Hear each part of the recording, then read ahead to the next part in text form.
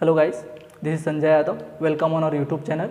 आज हम डिस्कस करेंगे डिफरेंट ऑर्डर के लिए डिफरेंशियल रेट इक्वेशन और इंटीग्रेटेड रेट इक्वेशन कैसे डिराइव करते हैं। उसके साथ साथ हम देख लेंगे कि half life of different order कैसे आइडेंटिफाई करते हैं। क्लियर है?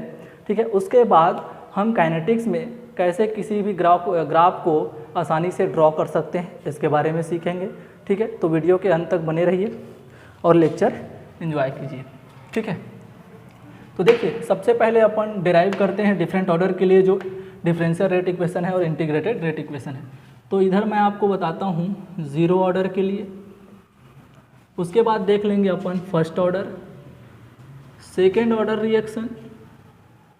ऑर्डर रिएक्शन और उसके बाद nth ऑर्डर रिएक्शन के लिए हम डेरिवेशन देख लेते हैं। ठीक है, तो सपोज एक कोई रिएक्शन है जिसमें ए रिएक्टेंट प्रोडक्ट पी में कन्वर्ट हो रहा है। यहाँ भी आपका कोई ए जो है प्रोडक्ट पी में कन्वर्ट हो रहा है। सेकेंड ऑर्डर में आपका ए जो है एंड बी ये दोनों रिएक्शन करके प्रोडक्ट पी बना रहे हैं। ठीक है, यहाँ पर मैं आपको बता देता हूँ कि ए का कंसंट्रेशन और बी का कंसंट्रेशन आपका सेम है।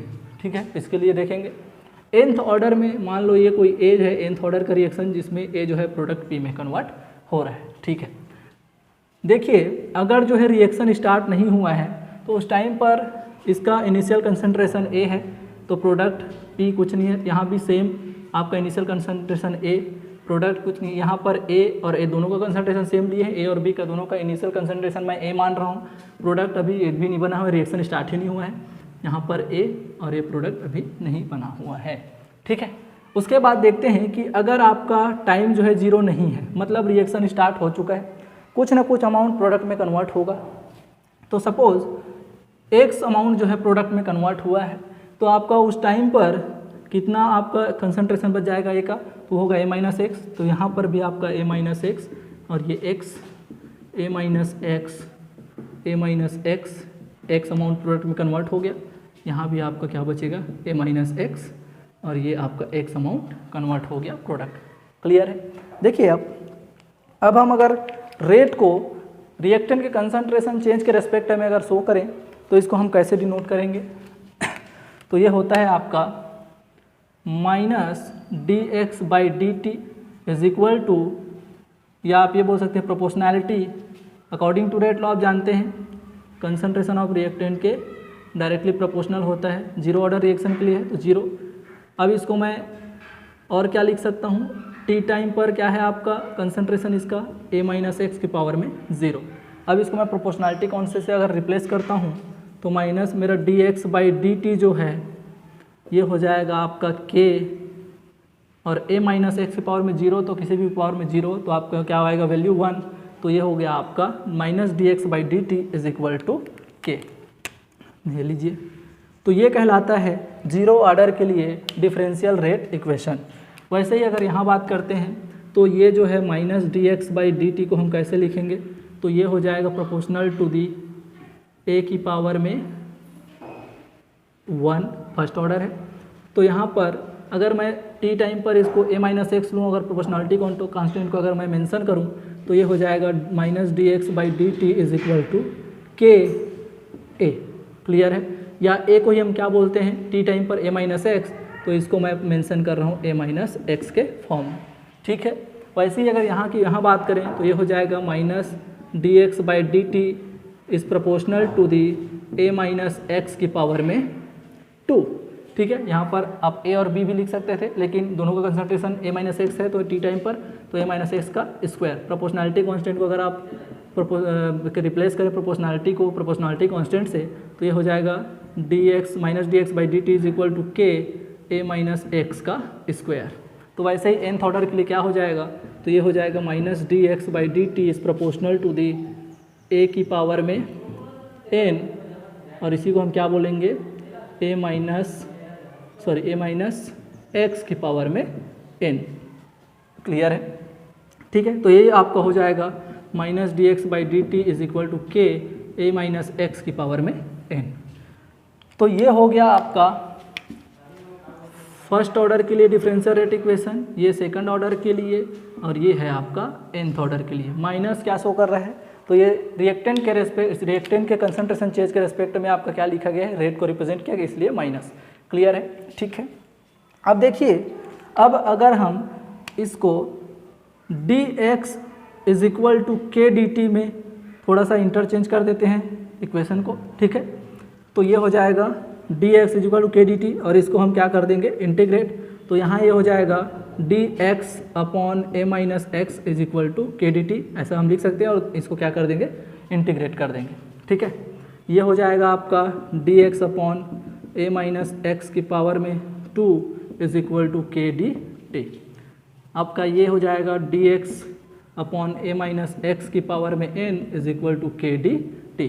अब ये जब इंटीग्रेट करेंगे आप, तो इंटीग्रेट करने के बाद ये हो जाएगा आपका x इज इक्वल dx का इंटीग्रेशन x, और ये हो जाएगा के टी प्लस आई एक जो है इंटीग्रेशन कांस्टेंट जिसको हम करेक्शन फैक्टर भी बोलते हैं, वो इसका सॉल्यूशन हो जाएगा ये minus natural log a minus X is equal to K D T plus आई।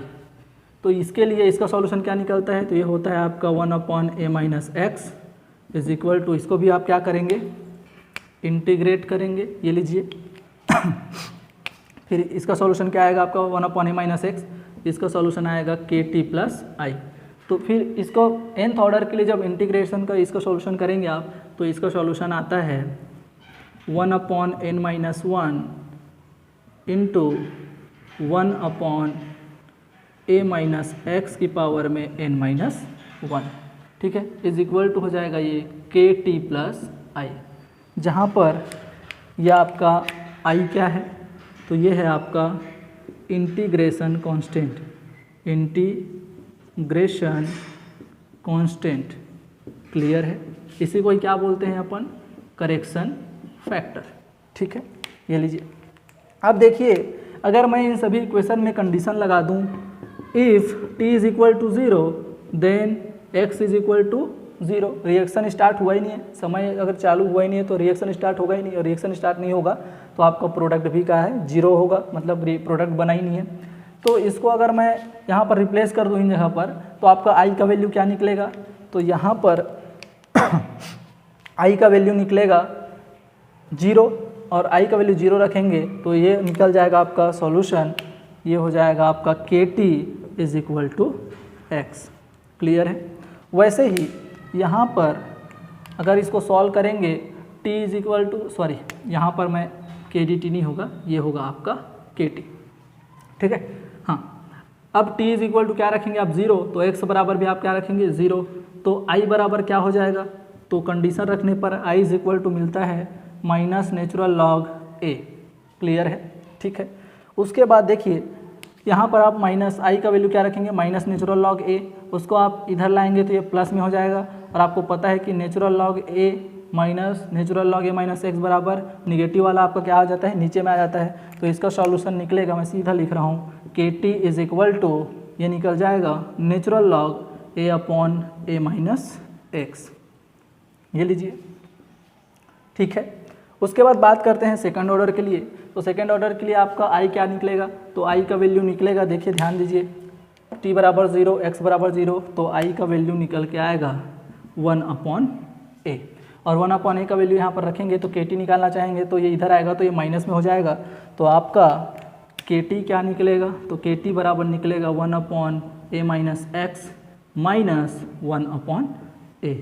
ये लीजिए, वैसे ही यहाँ पर भी अगर आप i के लिए वैल्यू निकालेंगे, कंडीशन लगाएंगे t इज इक्वल टू 0, तो x बराबर भी क्या रखना पड़ेगा आपको 0, तो ये आपका सॉल्यूशन क्या निकल के आएगा, तो ये i का वैल्यू निकल के आता है 1 upon n minus one into 1 upon a की पावर में n माइनस वन।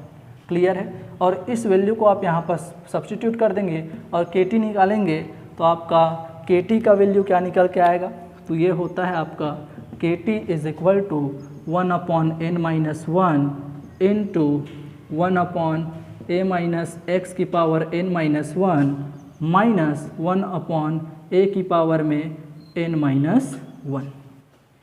क्लियर है, ठीक है। तो देखिए ये निकल गया आपका nth ऑर्डर के लिए इंटीग्रेशनल रेट इक्वेशन, या आप ये बोल सकते हैं इंटीग्रेटेड रेट इक्वेशन। क्लियर है? तो ये जो अब मैं रेड में आपको मेंशन किया हूँ, ये आपका इक्वेशन कहलाता है डिफरेंट ऑर्डर के लिए इंटीग्रेटेड रेट इक्वेशन। ठीक है? जब भी आप काइनेटिक पढ़ते हैं तो आपको काइनेटिक पढ़ेंगे तो ये सभी रिलेशन आपको पता होने चाहिए, मतलब होने चाहिए। बिना इसके नॉलेज के आप काइनेटिक को अच्छे से सॉल्व नहीं कर सकते। क्लियर है? तो इसको जानना बहुत ज़रूरी है। ठीक है? तो देखिए यहाँ पर ये आपका जो है nth ऑर्डर का जो इंटीग्रेटेड रेट इक्वेशन है, ये बहुत इंपॉर्टेंट है। इसको हम बोलते हैं मास्टर इक्वेशन। अब मास्टर इक्वेशन क्योंकि यहाँ पर किसी भी ऑर्डर के लिए अगर वो आपको इंटीग्रेटेड रेट इक्वेशन पूछता है तो यहाँ पर हम n के जगह में उस ऑर्डर का वैल्यू रख देंगे तो हमारा क्या निकल जाएगा, k, मतलब उस ऑर्डर के लिए इंटीग्रेटेड रेट इक्वेशन निकल जाएगा। क्लियर है? ठीक है? ध्यान ये देना है कि यहाँ पर इस इक्वेशन के बेस पर आप जीरो ऑर्डर और फर्स्ट ऑर्डर का बस क्या करेंगे, रिलेशन आइडेंटिफाई या डिटरमाइन नहीं कर सकते। ठीक है? तो यहाँ पर एज अ स्टूडेंट मैं क्या करता हूँ, तो ये जीरो ऑर्डर के लिए जो इंटीग्रेटेड रेट इक्वेशन होता है और फर्स्ट ऑर्डर के लिए जो इंटीग्रेटेड रेट इक्वेशन होता है उसको याद करता हूँ। उसके साथ साथ एक मैं nth ऑर्डर के लिए इंटीग्रेटेड रेट इक्वेशन याद कर लेता हूँ। फिर उसके बाद आप n का किसी भी ऑर्डर के लिए n का वैल्यू रख दीजिए यहाँ पर, उसके लिए इंटीग्रेटेड रेट इक्वेशन आपको मिल जाएगा। ठीक है? आई होप कि आपको समझ आया होगा। ठीक है? अब देखिए, अब मैं इन्हीं सब रिएक्शंस के लिए आपको हाफ लाइफ आइडेंटिफाई कैसे करते हैं ये बता देता हूँ। ठीक है? तो चलिए अब हम मूव करते हैं हाफ लाइफ की तरफ। ठीक है? आप स्क्रीनशॉट ले सकते हैं। ठीक है? तो अब हम हाफ लाइफ की बात करते हैं। तो हाफ लाइफ क्या होता है? तो हाफ लाइफ होता है आपका कि किसी भी रिएक्शन के 50% कंप्लीट होने में जितना समय लगता है उसको हम क्या बोलते हैं, हाफ लाइफ। ठीक है? तो देखिए अब हम आइडेंटिफाई करते हैं हाफ लाइफ। ये लीजिए, हाफ लाइफ को किससे शो करते हैं, तो इसको शो किया जाता है टी हाफ, या इसी को शो किया जाता है टी 50% बोल दिया जाता है। इसी को ही आपको क्या बोल दिया जाता है, टी 0.5। ठीक है? तो ये आपके हाफ लाइफ के नोटेशंस हैं। हाफ लाइफ मतलब क्या होता है, किसी भी रिएक्शन के 50% होने में जितना समय लगता है उसको हम बोलते हैं उस रिएक्शन के लिए हाफ लाइफ। ठीक है? तो क्या मैं बोल सकता हूँ कि हाफ लाइफ तक किसी भी रिएक्टेंट का आधा हिस्सा क्या हो जाता है, प्रोडक्ट में कन्वर्ट हो जाता है। दैट मीन्स हाफ लाइफ पे क्या बोला जाता है कि x जो होता है प्रोडक्ट वो किसके बराबर हो जाता है, a/2 के। मतलब आधा जो रिएक्टेंट है वो प्रोडक्ट में कन्वर्ट हो गया। क्लियर है? ठीक है? तो रिएक्टेंट कितना बचा, तो रिएक्टेंट भी आपका हाफ ही तो बचा इनिशियल कंसंट्रेशन के, तो x बराबर a हाफ भी लिख सकते हैं एंड a-x मतलब कितना अमाउंट अभी उस टाइम पर हाफ लाइफ पर रिएक्टेंट का बचा है, तो ये भी कितना बचा होता है आपका, हाफ बचा रहता है इनिशियल कंसंट्रेशन के। ठीक है? तो कुछ नहीं करना है आपको, यहाँ पर x बराबर क्या रख देना है आपको, a/2। ठीक है? आपको क्या मिल जाएगा, टी हाफ मिल जाएगा। यहाँ भी आपको a-x बराबर क्या रख सकते हैं आप, a/2। आपका सॉल्यूशन निकल जाएगा। क्लियर है? ठीक है? चलिए आगे बढ़ते हैं। तो डिफरेंट ऑर्डर के लिए हाफ लाइफ आइडेंटिफाई कर लेते हैं। ठीक है? चलिए तो देखिए यहाँ पर अगर मैं x बराबर क्या निकालूँ, a/2, तो ये k टी हाफ, टी को मैं टी हाफ से शो करूँगा, T half is equal to ये हो जाएगा a/2। अगर मेरे को आइडेंटिफाई करना है टी हाफ, तो ये T half is equal to क्या निकलेगा, a/2 के। क्लियर है? ठीक है? चलिए अब ध्यान दीजिए, यहाँ पर अगर मैं a-x बराबर क्या रखूँ, a/2, तो a से a कैंसिल, आपका क्या हो जाएगा, 2 ऊपर चले जाएगा, तो ये निकलेगा आपका k T half is equal to natural log a/a/2, a से a कैंसिल, आपका 2 ऊपर, तो ये हो जाएगा नेचुरल लॉग 2। और नेचुरल लॉग 2 को जब सॉल्व करेंगे तो ये टी हाफ बराबर निकलता है फर्स्ट ऑर्डर के लिए, ये होता है 0.693/k। ये लीजिए। ठीक है? वैसे ही यहाँ पर अगर आप a-x बराबर a/2 रखते हैं तो ये क्या हो जाएगा, तो ये हो जाएगा k/2 is equal to 1/a/2 minus 1/a।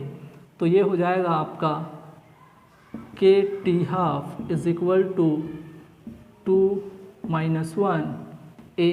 तो ये हो जाएगा t/2 is equal to 1/ka। ये लीजिए, ये निकल गया आपका सेकेंड ऑर्डर के लिए हाफ लाइफ के लिए इक्वेशन।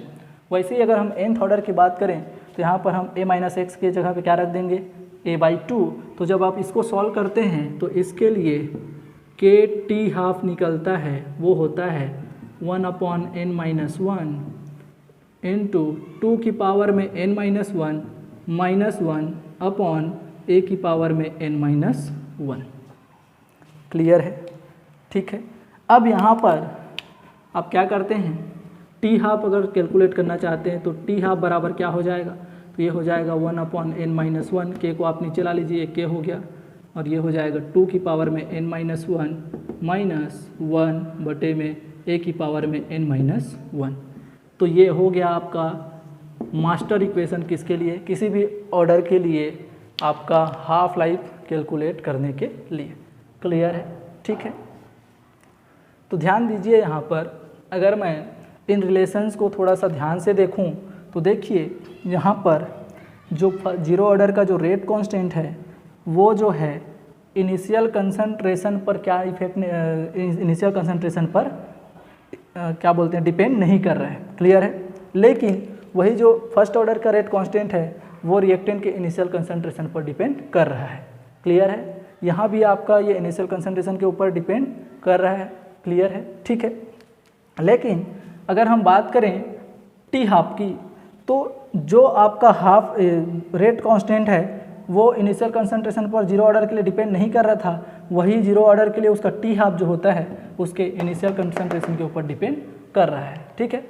तो यहाँ पर ध्यान देते हैं, जो फर्स्ट ऑर्डर के लिए आपका रेट जो है इनिशियल कंसंट्रेशन पे डिपेंड कर रहा था, तो यहीं पर फर्स्ट ऑर्डर के लिए जो उसका t/2 होता है वो आपका क्या करता है, इनिशियल कंसंट्रेशन के ऊपर डिपेंड नहीं कर रहा है। क्लियर है, ठीक है। तो इन चीज़ों को आपको ध्यान में देना है। तो यहाँ से हम आपका क्या कर लिए, किसी भी ऑर्डर के लिए फर्स्ट हो, जीरो हो, आपका सेकंड हो, या किसी nth ऑर्डर के रिएक्शन के लिए differential rate equation, integrated rate equation और उसका जो हाफ लाइफ का इक्वेशन है वो हम डिटरमाइन कर लिए। ठीक है। आई होप कि आपको समझ आया होगा। ठीक है। तो चलिए, इन रिलेशंस के बेस पर हमको बहुत सारे फैक्टर्स का रेट के ऊपर क्या इफेक्ट पड़ता है उसको हम स्टडी करते हैं। या केमिकल काइनेटिक्स क्या है, तो केमिकल काइनेटिक्स में हम रेट ऑफ रिएक्शन और उसको जो इफेक्ट करने वाले फैक्टर्स हैं उसी के बारे में तो हम स्टडी करते हैं। तो काइनेटिक्स में ये जो स्टडी किया जाता है उस स्टडी को, जैसे कि आप बात करते हैं कि ग्राफिकल रिप्रेजेंटेशन से ही तो शो किया जाता है कि किस फैक्टर के साथ जो है रेट बढ़ रहा है या t/2 बढ़ रहा है, या भी बोल सकते हैं रेट कांस्टेंट बढ़ रहा है, या आप उसका बोल सकते हैं कि हाफ लाइफ बढ़ रहा है कि कम हो रहा है। तो इन सब रिलेशंस को हम ग्राफ के माध्यम से क्या करते हैं, समझने की कोशिश करते हैं। ठीक है। तो यहाँ पर ग्राफ ड्रॉ करना बहुत ज़रूरी है काइनेटिक्स में। ठीक है। तो यहाँ पर इसके बाद मैं आपको ग्राफ ड्रॉ करने का तरीका बताऊंगा। ठीक है, कि काइनेटिक्स में आप आसानी से कैसे ग्राफ ड्रॉ कर सकते हैं। ठीक है। तो उसके लिए आपको ये इक्वेशंस पते होने चाहिए। ठीक है। ये आपके बेसिक्स इक्वेशन है, इससे आपके कुछ और इक्वेशन क्या हो जाएंगे, डिराइव हो जाएंगे। क्लियर है, ठीक है। चलिए, तो अब पढ़ते हैं अपन ग्राफिकल रिप्रेजेंटेशन। ग्राफिकल रिप्रेजेंटेशन,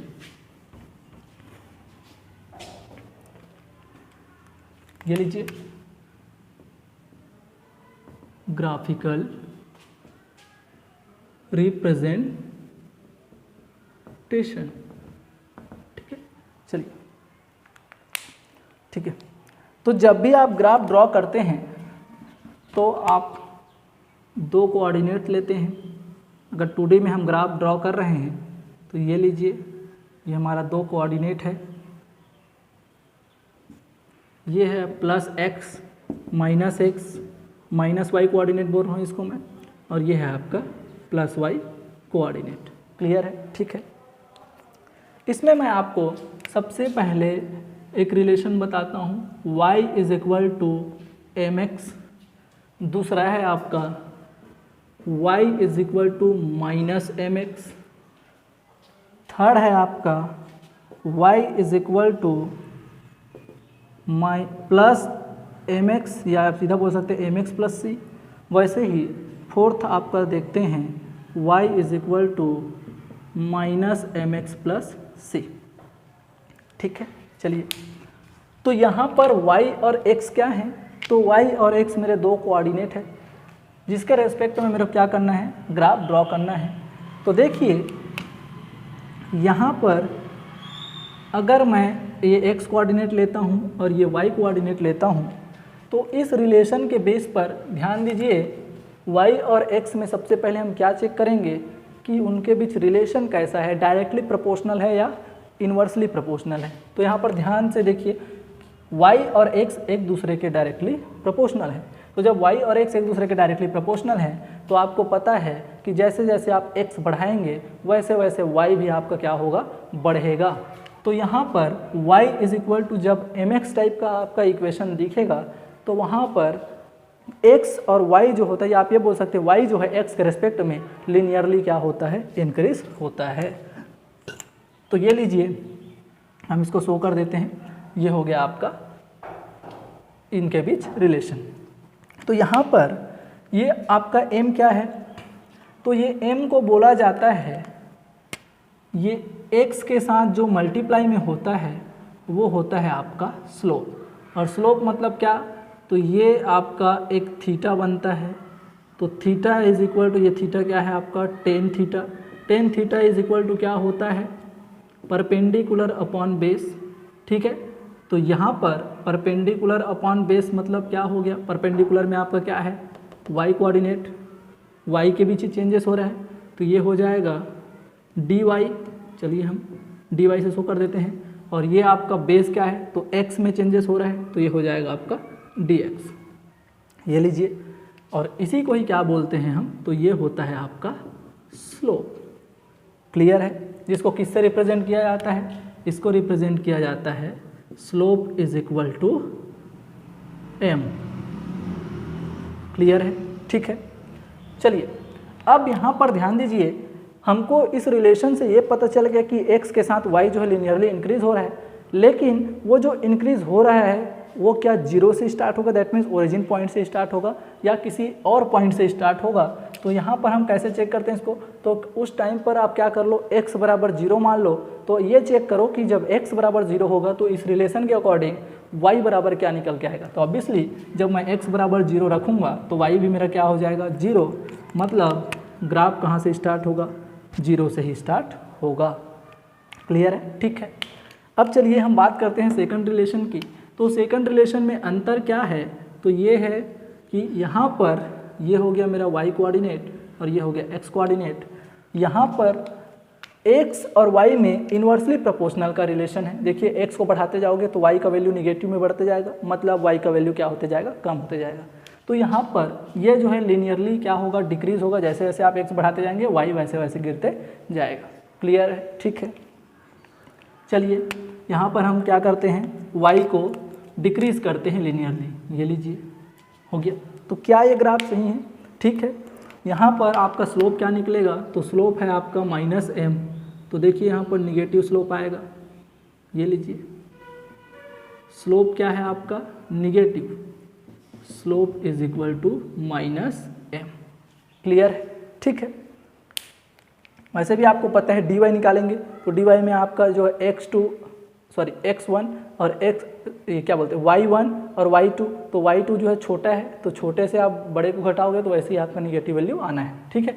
मतलब यहाँ पर इस रिलेशन के लिए निगेटिव स्लोप आना है, मतलब आना है। क्लियर। अब दूसरी बात, क्या ये जो है ओरिजिन से गिरता है, मतलब जब x बराबर 0 होगा उस टाइम पर y क्या होगा, तो वहाँ पर आप रख लीजिए x का 0 पॉइंट तो यही है। तो जब x बराबर 0 होगा तो उस टाइम पर y भी क्या होगा, 0 होगा। तो ये जो आपका पॉइंट होगा जहाँ से ये जो ग्राफ जो है डिक्रीज होना स्टार्ट होगा, यही पॉइंट आपका क्या होगा, 0 होगा। दैट मीन्स ये ओरिजिन पॉइंट होगा। मतलब ऐसे रिलेशन के लिए ग्राफ कहाँ से डिक्रीज होता है, वो होता है ओरिजिन पॉइंट से। ठीक है, अब बात करते हैं y is equal to M X plus C. तो ये दोनों रिलेशन में अंतर क्या है, तो यहाँ पर अंतर सिर्फ ये होगा कि x जो है उसको आप 0 भी रखेंगे तो उस टाइम पर y जो है 0 नहीं होगा, मतलब एक आपको इंटरसेप्ट मिलेगा। तो ग्राफ कैसे प्लॉट होगा, तो इसके लिए ग्राफ प्लॉट होता है तो ये होता है आपका, देखिए लीनियरली इंक्रीज होगा, डायरेक्टली प्रोपोर्शनल का रिलेशन है।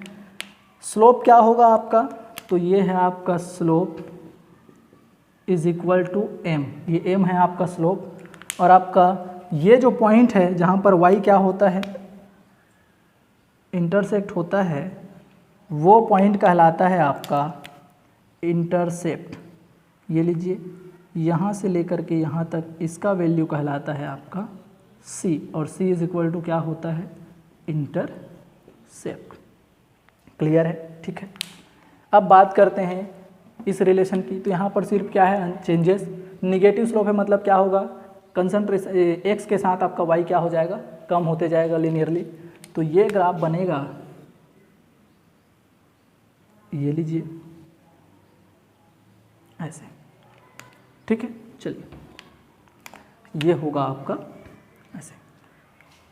अब देखिए यहाँ पर स्लोप कैसे प्राप्त हो रहा है आपको, तो स्लोप मिल रहा है निगेटिव, ये थीटा जो है स्लोप आपको मिल रहा है निगेटिव, और ये जो पॉइंट इंटरसेक्ट हो रहा है वही आपका क्या है, तो ये है आपका इंटरसेप्ट C, इसको हम किससे शो करते हैं, C से, इंटरसेप्ट। क्लियर है, ठीक है। अब देखिए, अब इन मैं चारों ग्राफ को, ये मेरा ओरिजिन पॉइंट है, ठीक है, इस एक ग्राफ में प्लॉट करूं तो ध्यान दीजिए ये 0 से क्या हो रहा है, इंक्रीज हो रहा है, तो ये हो गया मेरा पहला ग्राफ, ठीक है। ये क्या है आपका फर्स्ट रिप्रेजेंटेशन। दूसरा वाला ध्यान दीजिए, तो दूसरा जो है 0 से क्या हो रहा है, डिक्रीज हो रहा है लीनियरली, तो ये हो गया मेरा दूसरा ग्राफ। ये क्या हो गया, सेकेंड। थर्ड को ध्यान दीजिए, तो थर्ड जो है वो क्या हो रहा है, तो 0 से न बढ़ के ये किसी पॉइंट से बढ़ रहा है, क्योंकि x बराबर आप 0 रखेंगे तो y का वैल्यू क्या आएगा, c के बराबर आएगा। क्लियर है, ठीक है। ये पॉइंट था आपका 0, ये भी क्या था आपका पॉइंट 0। क्लियर है, ठीक है। अब देखिए अगर मैं इस ग्राफ को इसमें शो करूं तो ये क्या होगा, तो ये होगा आपका ये ग्राफ। ये किसके लिए है, थर्ड रिप्रेजेंटेशन के लिए। देखिए यहाँ पर इंटरसेप्ट बन गया। क्लियर है, ठीक है। वैसे ही अगर मैं फोर्थ ग्राफ को इस ग्राफ में रिप्रेजेंट करूं तो ये कैसे हो जाएगा, तो ये हो जाएगा आपका फोर्थ ग्राफ। क्लियर है। फोर्थ में भी आपको क्या मिला, एक इंटरसेप्ट मिला। तो यहाँ पर इन चारों रिप्रेजेंटेशन को मैंने एक ही ग्राफ में आपको रिप्रेजेंट करके दिखा दिया, ठीक है। तो जब भी आपको इक्वेशन, कोई भी आपका काइनेटिक हो या कहीं भी हो, इस टाइप का इक्वेशन बने तो आपका इस टाइप का ग्राफ बनेगा, इस टाइप का इक्वेशन बने तो इस टाइप से बनेगा। तो ये जो है आपके बेसिक्स आपके इक्वेशन है कि आपको आइडेंटिफाई करना है कि आपका जो है इक्वेशन है जिनके बीच आपको ग्राफ प्लॉट करना है उसमें कौन सा रिलेशन फॉलो हो रहा है, ताकि आप क्या करें, आसानी से वो ग्राफ जो है ड्रॉ कर सकें। क्लियर है, ठीक है। उसके बाद बात करते हैं अपन कुछ और रिलेशंस की, जिसमें क्या है आपका कुछ रिलेशंस हैं। एक बार मैं इसको मिटा के उन रिलेशंस को लिख देता हूँ। ये लीजिए, ये लीजिए, ठीक है।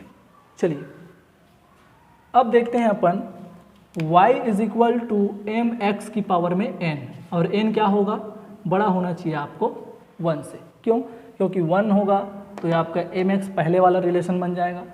उसके बाद हम देखते हैं ये कौन सा नंबर का है, ये है आपका फिफ्थ। सिक्स्थ नंबर है आपका y is equal to M X की पावर में, सॉरी ये हो जाएगा m अपॉन x की पावर में n। ये लीजिए, यहाँ भी हम क्या बोल देते हैं, n should be greater than 1, ठीक है।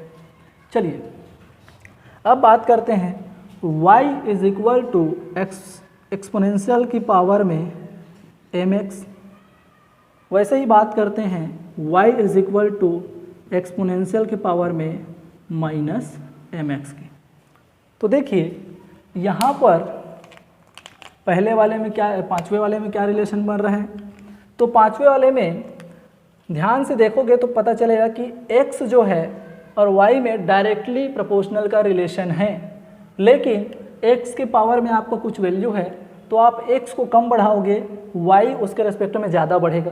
तो यहाँ पर लिनियरली ना बढ़ करके ये जो है शार्प इंक्रीज होते हैं, किसके साथ, x को बढ़ाने के साथ y में चेंजेस जो होता है वो शार्प होता है।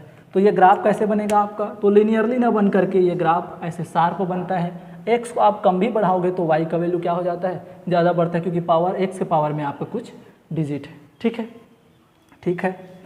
तो ये अब बात करते हैं कि क्या जो ये बढ़ने वाला जो पॉइंट है, जब x बराबर 0 होगा तो वो y बराबर भी 0 रखेगा। तो यहाँ पर रख के देख लीजिए, x बराबर 0 रखोगे तो आप ये क्या वैल्यू निकलेगा, तो यहाँ पर y is equal to P क्या आएगा, 0। मतलब ये जो ग्राफ है कहाँ से बढ़ेगा, आपका 0 से ही बढ़ेगा। क्लियर है। यहाँ पर अगर हम यहाँ रिलेशन देखें तो इस रिलेशन में जैसे कि मैं बोल रहा हूँ कि यहाँ पर y is directly proportional to the x। ठीक है, तो यहाँ पर x जो है नीचे है, तो नीचे है मतलब आपका एक कांस्टेंट वैल्यू कोई स्लोप है m, उसको आप डिवाइड करते जाएंगे तो y का वैल्यू तो भैया x बढ़ाते जाओगे तो कम होते जाएगा, क्योंकि यहाँ पर क्या रिलेशन बन रहा है, y is inversely proportional to the x। मतलब कम होना है तो तय है, x के साथ y क्या होगा, कम ही होगा। लेकिन ये जो कम होगा वो क्या लिनियरली कम होगा या शार्प डिक्रीज होगा, तो ऑब्वियसली x के पावर में कुछ है तो यहाँ पर x का वैल्यू कम भी बढ़ाओगे तो y का वैल्यू जो है शार्प डिक्रीज होगा। मतलब यहाँ पर आपका क्या हो जाएगा, ये शार्प डिक्रीज होगा। अब बात ये आती है कि क्या ये पॉइंट जो है जहाँ से डिक्रीज हो रहा है वो किसी पर्टिकुलर पॉइंट से डिक्रीज होगा या इन्फिनाइट से डिक्रीज होगा। तो यहाँ पर आप क्या चेक करते हैं, तो ऐसे में x बराबर आप क्या रख के देख लो, 0। और जब x बराबर 0 रखोगे तो जब इसमें इन्वर्स का रिलेशन है तो x 0 होगा, उस टाइम पर y का वैल्यू क्या होगा, तो y का वैल्यू इन्फिनाइट होगा। मतलब ये कहाँ से गिरेगा, तो ये हो गिरता है आपका इन्फिनाइट से। क्लियर है। तो आप धोखे से भी यहाँ पर इस लाइन को y कोऑर्डिनेट के साथ टच नहीं करेंगे। अगर y कोऑर्डिनेट के साथ टच हो जाता है मतलब वो किसी पर्टिकुलर पॉइंट से गिर रहा है, और अगर ये पॉइंट अगर y कोऑर्डिनेट को टच नहीं करता है, इसका मतलब क्या है कि वो जो है इनफाइनाइट से क्या हो रहा है, डिक्रीज हो रहा है। क्लियर है, ठीक है। अब बात करते हैं y is equal to exponential के पावर में mx। ये कौन से नंबर का रिप्रेजेंटेशन है, 7th नंबर, ये लीजिए। तो यहाँ भी आप ध्यान दीजिए, x जैसे जैसे आप बढ़ाओगे तो एक्सपोनेंशियल के पावर में वैल्यू बढ़ते जाएगा, तो एक्सपोनेंशियल के पावर में वैल्यू बढ़ेगा तो y का वैल्यू तो बढ़ते जा रहा है। क्लियर है, ठीक है। तो ये भी जो है आपका क्या होगा, रिलेशन जो है यहाँ भी y is directly proportional to the x। तो एक बात तो क्लियर है कि x के साथ y को बढ़ेगा।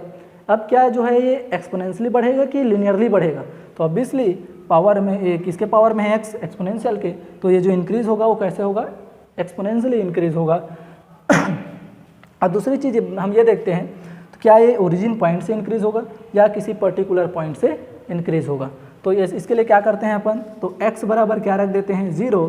तो जब x बराबर 0 रखेंगे आप, x is equal to 0, that means exponential के पावर में 0 होगा, तो इसका मतलब क्या होगा, 1। तो ये जो है 0 से इंक्रीज ना हो करके कहाँ से इंक्रीज होगा, ये एक्सपोनेंशियली, तो ये इंक्रीज होता है आपका 1 से। तो अंतर क्या है इसमें, तो ये जो है यहाँ पर पहला वाला 5th नंबर का आप देखिए, ये 0 से इंक्रीज हो रहा है, लेकिन 7th नंबर जो है वो 1 से इंक्रीज होगा। क्यों, क्योंकि यहाँ पर जब x का वैल्यू आप 0 रखेंगे तो वहाँ पर y का वैल्यू क्या निकल के आता है, 1 निकल के आता है। तो ये रिलेशन आप क्या करेंगे, याद रखेंगे। क्लियर है, ठीक है। अब बात करते हैं इस रिलेशन की। तो देखिए यहाँ पर सिर्फ आपका क्या है, ठीक है, यहाँ पर थोड़ा सा हम इसको नेक्स्ट में देखेंगे। अभी हम एक और रिलेशन देख लेते हैं ताकि आपको अच्छे से यहाँ पर समझ आए। एक्सपोनेंशियल के पावर में -mx, तो ये जब डायरेक्टली प्रोपोर्शनल है तो ये क्या होगा, माइनस लग गया, मतलब इन्वर्सली प्रोपोर्शनल होगा। तो मैं यहाँ पर क्या लिखूंगा, y is inversely proportional to x।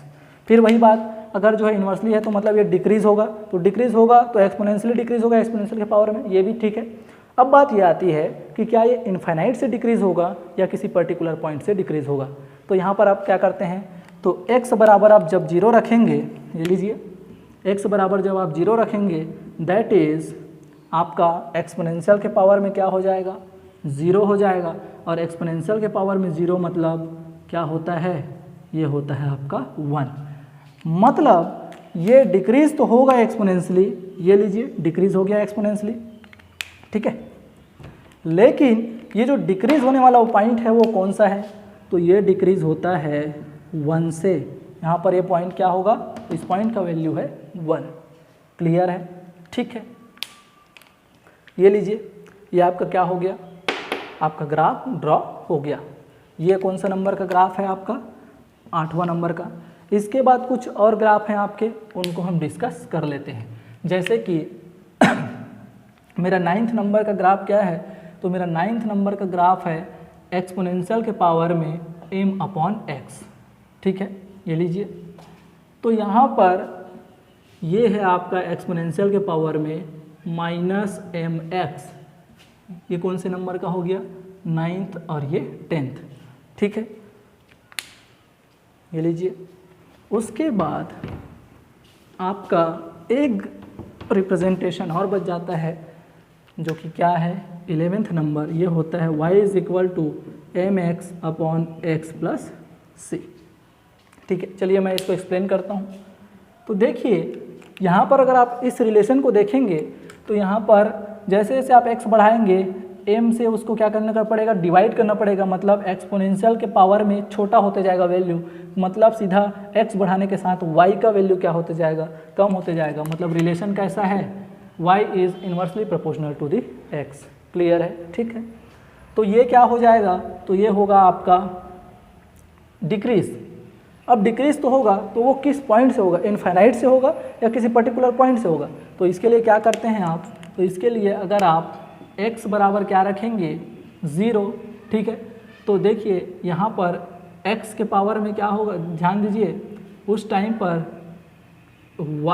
Exponential के पावर में क्या होगा, इनफाइनाइट। क्लियर है, ठीक है। देख लीजिए इन्वर्स रिलेशन है, जब x 0 होगा उस टाइम पर आप क्या करेंगे, तो ये हो जाएगा इनफाइनाइट। एक्सपोनेंशियल के power infinite is equal to क्या होता है आपका, इनफाइनाइट। मतलब ये कहाँ से गिरेगा, तो ये गिरेगा आपका इनफाइनाइट से। क्लियर है, ठीक है। अब देखिए, अब यहाँ पर जो है x बढ़ाते जाएंगे तो निगेटिव में छोटा वैल्यू आते जाएगा। निगेटिव है तो निगेटिव में छोटा वैल्यू आएगा, मतलब निगेटिव में जैसे जैसे छोटा वैल्यू आते जाते हैं मतलब वैल्यू बढ़ते जा रहा है। तो यहाँ पर रिलेशन कैसा है, तो यहाँ पर रिलेशन है डायरेक्टली प्रोपोर्शनल का। क्लियर है, y is directly proportional to the x। ये लीजिए y is directly proportional to the x, ठीक है। अब बात करते हैं कि इंक्रीज तो होगा ये एक्सपोनेंशियली x के साथ, लेकिन क्या ये 0 से इंक्रीज होगा या किसी पर्टिकुलर पॉइंट से इंक्रीज होगा। इसका मतलब आप देख लीजिए, जब x बराबर 0 रखेंगे तो एक्सपोनेंशियल के पावर में क्या आएगा, -इनफाइनाइट आएगा। और एक्सपोनेंशियल के पावर में -इनफाइनाइट का मतलब क्या होता है, 0 होता है। तो मतलब ये इंक्रीज कहाँ से होगा, तो ये होगा इंक्रीज एक्सपोनेंशियली 0 से। क्लियर है, ठीक है। ये हो गया आपका ग्राफ क्या, 10 अलग अलग टाइप के जब आपके रिलेशंस बने तो अलग अलग टाइप से ग्राफ कैसे बनेंगे। क्लियर है, ठीक है। इसके बाद आता है आपका 11th नंबर। ये आपका बहुत इम्पॉर्टेंट है, ठीक है। ज़्यादातर आपको काइनेटिक्स में यहीं से आपके क्या इसी टाइप के रिलेशंस क्या मिलेंगे, और इस टाइप के रिलेशंस मिलेंगे मतलब आपको इस टाइप के इक्वेशंस के लिए ग्राफिकल रिप्रेजेंटेशन बनाना आना चाहिए, ठीक है। तो जब ऐसा रिलेशन होता है तो आप बोल सकते हैं कि इस कंडीशन पर या इस फॉर्म में हम x और y में आसानी से रिप्रेजेंटेशन या आप ये बोल सकते हैं ग्राफिकल रिप्रेजेंटेशन शो नहीं कर सकते। क्यों, क्योंकि अगर ध्यान देंगे तो y जो है x के डायरेक्टली प्रोपोर्शनल भी है और y जो है x के इन्वर्सली प्रोपोर्शनल भी है। क्लियर है, तो x बढ़ाओगे तो y बढ़ेगा, लेकिन ये x बोलेगा कि मतलब y को घटाऊंगा। तो ऐसे आपके इक्वेशंस के लिए कैसा ग्राफ बनता है, तो ये होता है आपका, ध्यान दीजिएगा, ये हो गया आपका y, ये 0 और ये x। ये ग्राफ बनता है ऐसे, ठीक है। अब ये ग्राफ ऐसे बनता है तो यहाँ पर दो कंडीशंस पर बनेगा। ये दो कंडीशंस पर कैसे, तो यहाँ पर ध्यान दीजिए ये जो है कांस्टेंट होते जा रहे हैं, ठीक है। कांस्टेंट मतलब ये लीजिए, ये वाला जोन क्या को शो कर रहा है कि जब कंसंट्रेशन हाई होगा, मतलब हम जो है x को बढ़ाने पर और अधिक बढ़ाओगे तो y में कोई चेंजेस नहीं आएगा। लेकिन यहाँ पर देखो जब x कम है, लो कंसंट्रेशन है x का, तो यहाँ पर आपका क्या है, y जो है शार्प इंक्रीज हो रहा है। क्लियर है, ठीक है। तो देखिए यहाँ पर अगर हम इसको बात करें तो क्या होने वाला है, अब देखिए 8 लोअर कंसंट्रेशन, 8 लोअर कंसंट्रेशन मतलब x is lower than c, तो यहाँ पर क्या हो जाएगा, तो ये हो जाएगा आपका relation y is equal to mx upon c। और इस रिलेशन के अकॉर्डिंग आप देख लीजिए कि y जो है डायरेक्टली प्रोपोर्शनल है x के, और ये कब होगा, लोअर कंसंट्रेशन पर। तो y जो है देखो इंक्रीज हो रहा है किसके साथ, x के साथ। लेकिन 8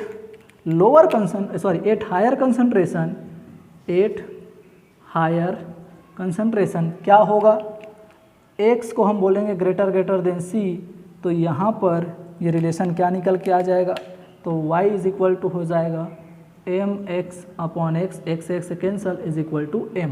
मतलब x जो है y को किसी भी प्रकार से इफेक्ट नहीं कर रहा है।